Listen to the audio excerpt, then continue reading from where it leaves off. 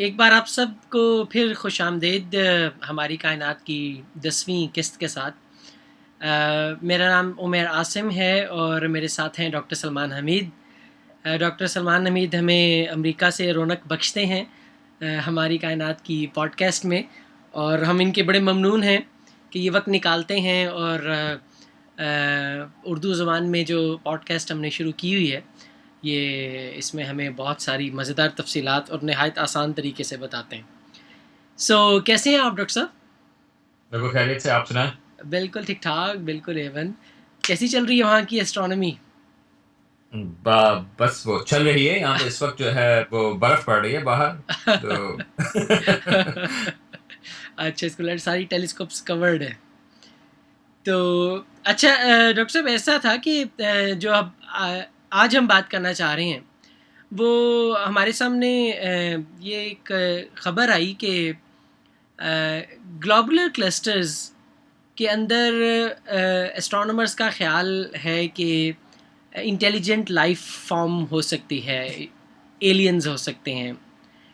तो मैं इस पे बात आपसे करना चाहूँगा कि आप ये मुझे बताइए कि ये न्यूज़ क्या है, लेकिन सबसे पहले आप मुझे ये बता दीजिए कि ग्लोबुलर क्लस्टर्स जो हैं यूनिवर्स में, गैलेक्सी में, ये क्या चीज़ होते हैं, ताकि फिर हम आगे बात समझने में आसानी महसूस करें।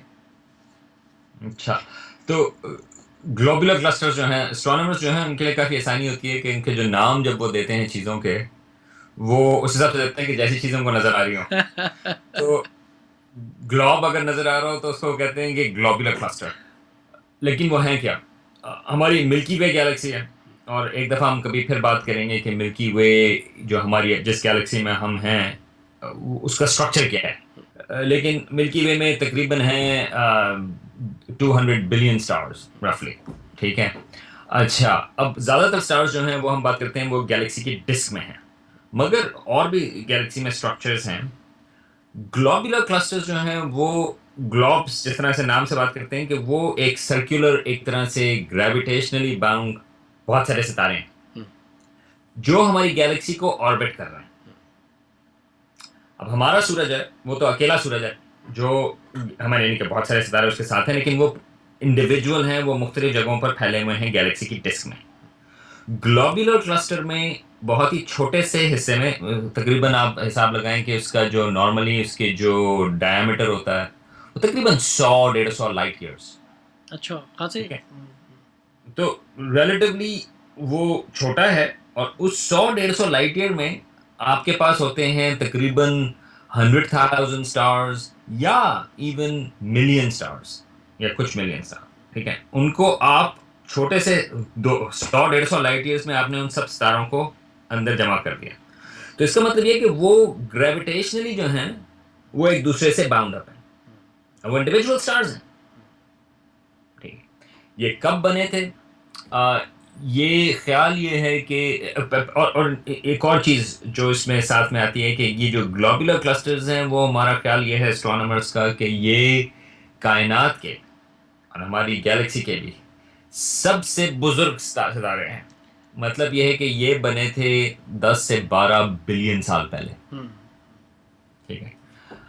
अब और वो क्योंकि वो एक दूसरे के साथ बाउंड अप रहते हैं तो वो अपने क्लस्टर के हिसाब से ही रहे हैं, और वो हमेशा उसी क्लस्टर के अंदर ही रहते रहेंगे।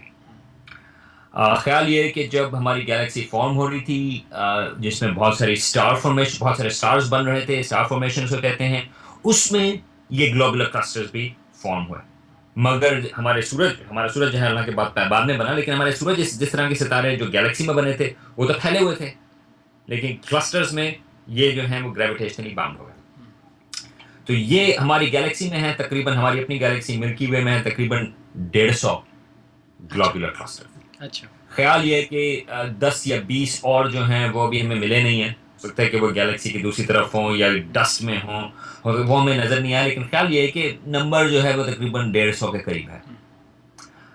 एंड्रोमेडा गैलेक्सी जो है, जो हमारी गैलेक्सी से तकरीबन 2 गुना बड़ी है, उसमें ज़्यादा ग्लोबुलर क्लस्टर्स हैं। तो हमारा ख्याल है कि ज़्यादातर गैलेक्सीज में ग्लोबुलर क्लस्टर्स होते हैं जो बड़ी गैलेक्सीज हैं, और ये एक उसका हिस्सा है। तो इंटरेस्टिंग चीज़ ये है कि अभी तक ये जो भी नया पेपर आया है उससे पहले तक ख्याल ये था कि अगर आप जिंदगी तलाश कर रहे हैं और ख़ास तौर से अगर आप इंटेलिजेंट या ज़हीन या जिंदगी जो तलाश कर रहे हैं कि हमारे इंसान जैसे या उस किस्म की इंटेलिजेंस हो जिनसे हम कम्युनिकेट कर सकें, उसमें ग्लोबुलर क्लस्टर्स एक ऐसी जगह थी जहाँ पर ख्याल ये था कि वहाँ पर इस तरह की ज़िंदगी की पॉसिबिलिटी कम है। उसकी क्या वजह है? वेल, ये जो ग्लोबुलर क्लस्टर इस तरह से मैंने बताया कि वो बने थे, बहुत बहुत पुराने हैं, वो सबसे पुराने ऑब्जेक्ट्स हैं वो यूनिवर्स में। तो अगर आप सोचें कि वो शुरू के जनरेशन के स्टार्स हैं, बिग बैंग हुई, यूनिवर्स बनी और उसके बाद आपके पास जो नए सितारे उस वक्त होते हैं यूनिवर्स बनने के बाद, उसमें ज़्यादातर जो है वो हाइड्रोजन है, हीलियम है और बाकी जो एलिमेंट्स हैं कार्बन, ऑक्सीजन, नाइट्रोजन, जो ज़िंदगी बनाती है और जो हमारे जैसे सैयारा जो है ज़मीन, रॉकी प्लैनेट उनको बनाती है, वो मटेरियल कम था। और उसकी वजह ये है कि ये जो मटेरियल है carbon, hydrogen, oxygen, nitrogen, iron और ये सारी चीज़ें जो हैं वो सितारों के अंदर बनती हैं। ठीक है। तो आपको थोड़ी सी प्रोसेसिंग चाहिए होती है कि जब एक दो जनरेशन्स के स्टार्स जब वो अपने अंदर ये मटेरियल बनाएं और वो मटेरियल वापस स्पेस में जाए इधर थ्रू एक्सप्लोजन, सुपरनोवा एक्सप्लोजंस या प्लैनेटरी नेबुला, और उसके हिसाब से अगर वो मटेरियल दोबारा स्पेस में जाए और फिर आप जो सैयारे बनाते हैं या हमारी ज़िंदगी बनती है, उसमें वो मटेरियल काफ़ी सारा मौजूद होगा। अगर ग्लोबुलर क्लस्टर्स जो हैं वो बहुत पहले बने थे, इसका मतलब ये है कि उसमें ये वाला जो मटेरियल है कार्बन, हाइड्रोजन, नाइट्रोजन, ऑक्सीजन, वो रिलेटिवली कम है। बिल्कुल कम नहीं है, रिलेटिवली कम है। ये नहीं कि है ही नहीं उधर। उसको कहते हैं एस्ट्रोनॉमी के हिसाब से, उसको कहते हैं मेटलिसिटी, मेटल्स। एस्ट्रोनॉमर्स के हिसाब से नॉर्मली जो मेटल्स की बात करते हैं वो तो एलिमेंट्स, ऊपर वाले एलिमेंट्स की बात करते हैं, हैवी एलिमेंट्स की। एस्ट्रोनॉमर्स के लिए मेटल्स जो होते हैं वो हीलियम के बाद उनको बाकी चीज़ों को हम कहते हैं मेटल्स। तो वो कम थे। तो ये मेन वजह थी कि एस्ट्रोनॉमर्स का ख्याल था कि ये जो मेटल्स हैं, हीलियम के ऊपर वाले एलिमेंट्स, वो ग्लोबुलर क्लस्टर्स में काफ़ी कम है और अगर वो काफ़ी कम है तो वहाँ पर ज़मीन जैसे सैयारे उनका मौजूद होना मुश्किल है। ये एक तो ख्याल चला आ रहा था कि जिसकी वजह से वो ग्लोबल क्लस्टर्स के ऊपर मेरा ख्याल है कुछ ज़्यादा उन्होंने तलाश भी नहीं जारी की। और अब क्या तब्दीली आई, अब अचानक क्या न्यूज़ आई है? अब ये केपलर स्पेस टेलीस्कोप है, तो ज़्यादातर जो हमें सैयारे मिल रहे हैं, एक्स्ट्रा सोलर प्लैनेट्स, जो सैयारे हैं जो दूसरे सितारों के पास हैं, वो केपलर स्पेस टेलीस्कोप रिस्पॉन्सिबल है उसको तलाश करने के लिए।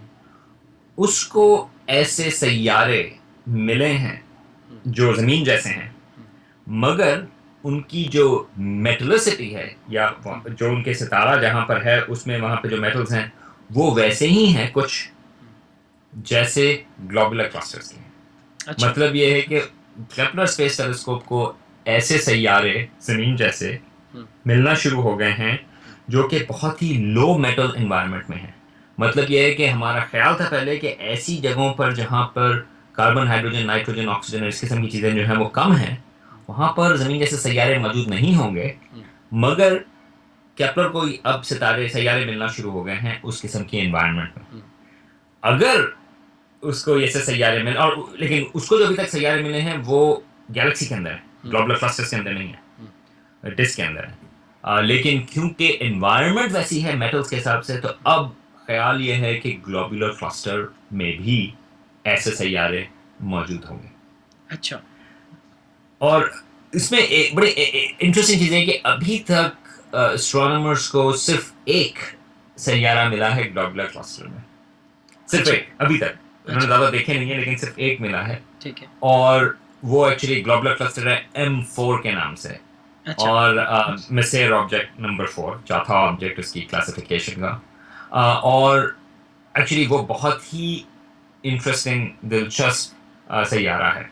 अच्छा। ये जो एक सैयारा मिला है वो बाइनरी स्टार सिस्टम के गिर्द हैं, और वो बाइनरी स्टार जो है एक न्यूट्रॉन स्टार है, ठीक मतलब है, ये है कि बहुत ही हाई डेंसिटी ऑब्जेक्ट, और दूसरा जो है वो वाइट डवार्फ है। ठीक है, ठीक है। तो दोनों दो बड़े, एक बहुत बड़े सितारे की आखिरी फॉर्म न्यूट्रॉन स्टार, और एक सूरज जैसे सितारे की आखिरी फॉर्म वाइट डवार्फ। मतलब ये है कि अगेन ये पहले जीते थे दोनों सितारे जो हैं उनकी इख्तिताम हो गया, और अब वहां पर सैयारा मौजूद है। अच्छा, इसमें दिलचस्प चीज़ ये है कि ये जो सैयारा है, ये आपके बात हुए ये साइंस फिक्शन के लिए भी अच्छी चीज़ होगी कि ये जो सैयारा है, पहली बात तो ये कि वो प्लेन में नहीं है। ज़्यादातर जो सैयारे होते हैं जिस तरह हमारे अपने सोलर सिस्टम में, वो तमाम के तमाम एक ही प्लेन के अंदर मौजूद हैं, ठीक सारे एक ही लाइन के अंदर मौजूद हैं, सूरज के साथ मरकरी, वीनस, अर्थ, मार्स वगैरह वगैरह। ठीक। ये जो सैयारा है बहुत ही हाई इंक्लाइंड ऑर्बिट है उसका। तो पहली बात तो ये कि अच्छा, ये हैरत की बात है उसका इतना इंक्लाइंड ऑर्बिट है। दूसरी चीज़ ये है कि अगर एक न्यूट्रॉन स्टार उस सैयारे उस सिस्टम में मौजूद है, इसका मतलब ये है कि वहाँ पे जो सितारा था वो सुपरनोवा हुआ, क्योंकि न्यूट्रॉन स्टार जो है वो सुपरनोवा के बाद बनता है। यानी वो सूरज धमाके से फट गया। बड़े धमाके के साथ पड़ा, ठीक है। अच्छा, अब वो सैयारा जो है उसने सर्वाइव कैसे किया इतने बड़े सारे धमाके को? ठीक है, ठीक है। तो एस्ट्रोनॉमर्स का ख्याल ये है कि ये जो सैयारा है वो इस सिस्टम के अंदर नहीं बना था, अच्छा। बल्कि इसने कैप्चर किया है, ये किसी और सैयारे के सितारे सिस्टम सोलर सिस्टम का हिस्सा था, पड़ोसी से, और उसने उसको कैप्चर किया है, और अब वो इसका हिस्सा बन गया है। कैप्चर करना ग्लोबुलर क्लस्टर में इसलिए आसान है क्योंकि उसमें जो सितारों के डिस्टेंसेस हैं वो बहुत कम है, क्योंकि वो ठीक है। बहुत डेंस, ग्लोबुलर क्लस्टर जो हैं वो बहुत डेंस हैं।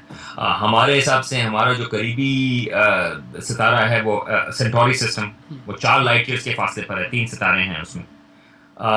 ग्लोबुलर क्लस्टर्स में जो एवरेज डिस्टेंस है वो उससे कोई 100 गुना कम होता है। अच्छा, अच्छा। ठीक है, तो खाली 1 लाइट ईयर भी नहीं, उसके भी अंदर जो है आपको करीबी सितारा होगा।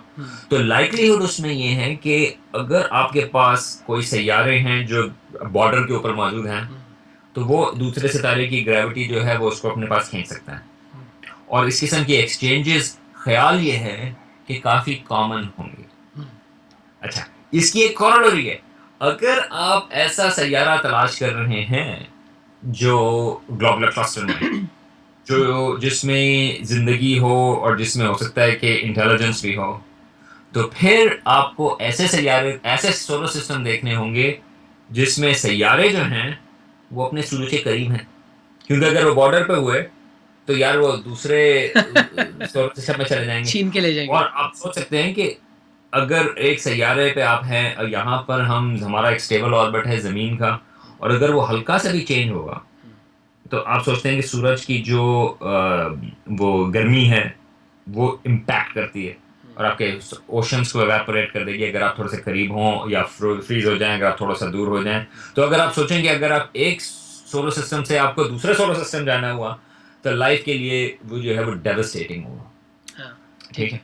तो ग्लोबुलर क्लस्टर्स में ख्याल है कि इस किस्म की चीज़ें एक्सचेंज तो होती है, लेकिन आपको ऐसे सोलर सिस्टम वहाँ पे तलाश करने होंगे जिसमें प्लैनेट्स जो हैं वो अपने तरह सूरज के करीब हों। अच्छा, आप ज़्यादा करीब हो तो मसला ये होता है कि फिर ज़्यादा गर्म होंगे तो लाइफ नहीं होगी। तो एस्ट्रोनॉमर्स से ये आपका प्योर स्पेकुलेशन में आता है कि ऐसे सितारे जो छोटे हैं सूरज से, सूरज हमारा जो है वो येलो सितारा है, जो उससे थोड़े छोटे हैं, अगर वो छोटे हैं तो पानी लिक्विड फॉर्म में, जो हमारी एक ज़िंदगी के लिए हमारी एक रिक्वायरमेंट है, हमारा ख्याल है एस्ट्रोनॉमर्स का भी कि लिक्विड फॉर्म का पानी जो है दैट इज एसेंशियल, ठीक है, वो अगर ज़िंदगी के लिए जो है वो ज़रूरी है। ठीक है। अगर छोटा सितारा है तो आप उसे करीब होंगे पानी के लिक्विड फॉर्म में रखने के लिए, क्योंकि उसकी गर्मी थोड़ी सी कम है। वैसे सितारे जो हैं ख्याल ये है कि वो ग्लोबुलर क्लस्टर्स में बेहतरीन जगह होगी जिनके सितारे जो हैं, जिससे वो सैयारे जिसमें लाइफ हो सकती है वो सूरज के करीब हैं, तो दूसरे को चोरी करना ज़रा मुश्किल होगा दूसरे स्टार सिस्टम। ठीक है। और अच्छी बात यह है कि ग्लोबुलर क्लस्टर में ज़्यादातर सितारे जो हैं अब वो इस किस्म के छोटे सितारे भी हैं। इसकी और वजूहात हैं। तो ये एक खबर थी। तो इसमें बहुत सारी चीज़ें जो हैं उसमें एक्स्ट्रा आती हैं। ये तो नहीं कि हमें आज बहुत सारे सैयारे मिलने शुरू हो गए हैं ग्लोबुलर क्लस्टर्स में, मगर ये है कि उसमें पॉसिबिलिटी है कि हो सकता है कि वहाँ पर इस किस्म के सैयारे हों जिसमें लाइफ पॉसिबली हो सकती है। और फिर उसमें आप ये सोच सकते हैं जो दूसरे एलिमेंट्स हैं वो आप ग्लोबुलर क्लस्टर के आपको एनवायरनमेंट के बारे में सोचना होगा। और और देखें कि एक्चुअल में लाइफ है या नहीं। और फिर डॉक्टर साहब ये भी है कि क्योंकि आपने बताया कि वो बहुत पुराने सूरज हैं और तवील उम्र के हैं, तो अगर वहाँ पे सिविलाइजेशन है तो उसको भी काफ़ी अरसा हो सकता है, खासी एडवांस हो सकती है। और हाँ, वो भी आई मीन उसमें बहुत सारी असम्पशंस आती हैं कि टेक्नोलॉजी जो है वो आपकी प्रोग्रेस जो है वो एक तरह से होती है, और कुछ लोग हैं जो तलाश कर रहे हैं इस किस्म के सिग्नल्स। और इन ग्लोबुलर क्लस्टर्स की एक और life search for life in the universe के हिसाब से एक और कनेक्शन भी आता है। वो ये कि 1974 में इंसानों ने जो पहली दफा सिग्नल भेजा था स्पेस में, जो वो तलाश नहीं थी बल्कि वो ये था कि देखो हम यहाँ पर हैं और हम रेडियो टेलीस्कोप जो है वो सिग्नल उसके थ्रू भेज सकते हैं। तो 1974 में अरेसीबो टेलीस्कोप जो पोर्टोरिको में है उसको यूज किया था पहली दफा सिग्नल भेजने के लिए। और वो जो सिग्नल भेजा था एक ग्लोबुलर क्लस्टर है M13 के नाम से। अच्छा, Again, हरक्यूलिस क्लस्टर। हरक्यूलिस में, जो कि आप छोटी बिनॉक्यूलर से भी आपको नजर आ सकता है। लाहौर में जरा मुश्किल होगी, लेकिन नहीं, लाहौर में टेलीस्कोप बड़ा से अच्छा नज़र डेफिनेटली आता है। आपको नजर आ सकता है। उसकी तरफ हमने वो मैसेज भेजा था, और वो मैसेज जो था उसमें इंफॉर्मेशन है बाइनरी में है, जीरोस और वन में। और वो मैसेज उसके अंदर इंफॉर्मेशन थी, नंबर्स थे 1 से 10 तक। उसके अंदर इंफॉर्मेशन थी कि हमारी लाइफ किस चीज़ से बनी हुई है, कार्बन हाइड्रोजन नाइट्रोजन। उसमें एलिमेंट्स की इंफॉर्मेशन थी, शुगर्स और न्यूक्लियोटाइड्स थे। इंसान की बाइनरी में ड्राइंग थी एक आदमी की। पॉपुलेशन थी ज़मीन की उस वक्त कितनी पॉपुलेशन थी। और साथ में डीएनए का स्ट्रक्चर भी मौजूद है, और सोलर सिस्टम को भी बनाया हुआ है, और ज़मीन थोड़ी सी ऊपर की भी है कि ये मैसेज जो है वो ज़मीन से आ रहा है। और उसके नीचे जो है वो अरेसीबो टेलीस्कोप की डिश, ये कितनी बड़ी डिश है। और ये सारी चीज़ जो है वो रेडियो वेव्स में, क्योंकि वो जो अरेसीबो टेलीस्कोप है वो रेडियो टेलीस्कोप है, वो एक पर्टिकुलर वेवलेंथ में उसको भेजा। लेकिन वो भेजा ग्लोबुलर क्लस्टर की तरफ था, क्योंकि ख्याल ये था कि ज़्यादा सितारे हैं उधर। आई थिंक हरक्यूलिस जो M13 है उसमें आई थिंक 300,000 स्टार्स हैं। ठीक है। तो वो उसके हिसाब से भेजा। लेकिन ये जो ग्लोबुलर क्लस्टर है M13 वो तकरीबन 25,000 लाइट ईयर्स के फासले पर है। ये हमारी अपनी गैलेक्सी का हिस्सा है, मगर 25,000 लाइट ईयर्स के फासले पर है। तो वो सिग्नल हमने 1974 में भेजा। 25,000 साल लगेंगे उस सिग्नल को ग्लोबुलर क्लस्टर तक पहुंचने में। और अगर वहां पर कोई मौजूद है, उनको हमारा मैसेज मिला, और वो कहेंगे ओ हाँ भाई आपका मैसेज हमें मिल गया है, आपके क्या हाल हैं, तो वो 25,000 साल और लगेंगे उस मैसेज को वापस पहुंचने में। तो 50,000 साल के बाद हमें ये पता चलेगा कि M13 में कोई लाइफ फॉर्म है या नहीं। आई मीन वो जो मैसेज भेजने का जो मेन मकसद था वो कम्युनिकेशन नहीं था ऑब्वियसली, मगर मेन मकसद ये था कि हम मैसेज भेज सकते हैं। तो ये एक और ग्लोबुलर क्लस्टर का कनेक्शन आता है। अच्छा, तो ये बताएं डॉक्टर साहब कि अब अगर ये बात सामने आ रही है कि ग्लोबुलर क्लस्टर्स में लाइफ फॉर्म्स हो सकती हैं, तो अब क्या इसकी कोई तलाश का कोई बाकायदा प्रोग्राम शुरू होगा, या एक्सोप्लैनेट्स को तलाश करने के लिए जैसे फोटोमेट्री के ज़रिए ट्रांजिटिंग प्लैनेट्स को डिस्कवर किया जा सकता है। लेकिन ग्लोबुलर क्लस्टर में जैसे जैसे मैं इधर ऑब्जर्वेटरी से फोटोमेट्री करता हूँ, तो ग्लोबुलर क्लस्टर में फोटोमेट्री खासा मुश्किल काम हो जाता है, बिल्कुल स्टार पास है। सो क्या तरीके हो सकते हैं, और क्या कोई प्रोग्राम शुरू होगा इसके लिए? आपका क्या ख्याल है? अब बिल्कुल ये सही बात है, और ये एक और वजह है कि ग्लोबुलर क्लस्टर्स को इतना ज़्यादा टारगेट नहीं किया इस किस्म के प्रोग्राम में, ट्रांजिट में। क्योंकि ट्रांजिट जो है, जो आप वो बात कर रहे हो कि इक्लिप्सिंग जो मेथड है, वो सबसे आसान उसी में होता है कि जब आपके पास एक आराम से सिग्नल मौजूद हो जिसमें सितारा है और आप खाली एक सितारे को देख रहे हैं, आपके पास और बैकग्राउंड जो है वो साफ है। ग्लोबुलर क्लस्टर्स मुश्किल हैं, इसी वजह से अभी इतना ज़्यादा टारगेट भी नहीं हुआ है। लेकिन अब मुझे मालूम नहीं कि कितना अब सीरियसली इसके ऊपर प्रोग्राम होगा ग्लोबुलर क्लस्टर्स को ऑब्जर्व करने का, क्योंकि ये बात सही है कि ग्लोबुलर क्लस्टर्स में लाइफ हो सकती है, लेकिन अगर आप लाइफ तलाश कर रहे हैं तो और बहुत सारी जगह हैं जो बेहतर हैं उससे। हमारी डेस्क, ठीक है, तो ये तो खाली ये था कि ये एक और चीज़ ऐड हो जाती है, एक और जगह ऐड हो जाती है जहाँ पर लाइफ हो सकती है।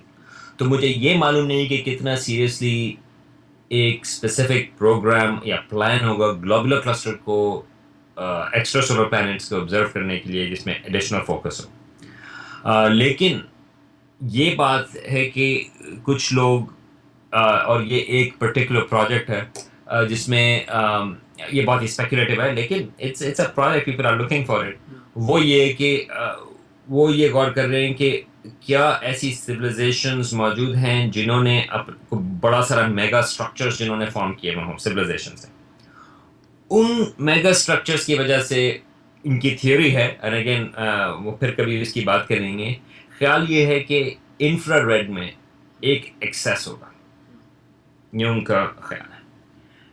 वो ये एक पर्टिकुलर रीजन है कि क्यों इंफ्रारेड में एक्सेस होगा और मुख्तलिफ चीज़ें, लेकिन वो असम्पशन ये है कि एलियन सिविलाइजेशन जो है वो इतनी एडवांस होगी कि वहाँ पे वो अपने सैयारे के गिर्द जो है वो मेगा स्ट्रक्चर्स बना सकते हैं, या अपने सितारों के गिर्द जो है वो मेगा स्ट्रक्चर बना सकते हैं।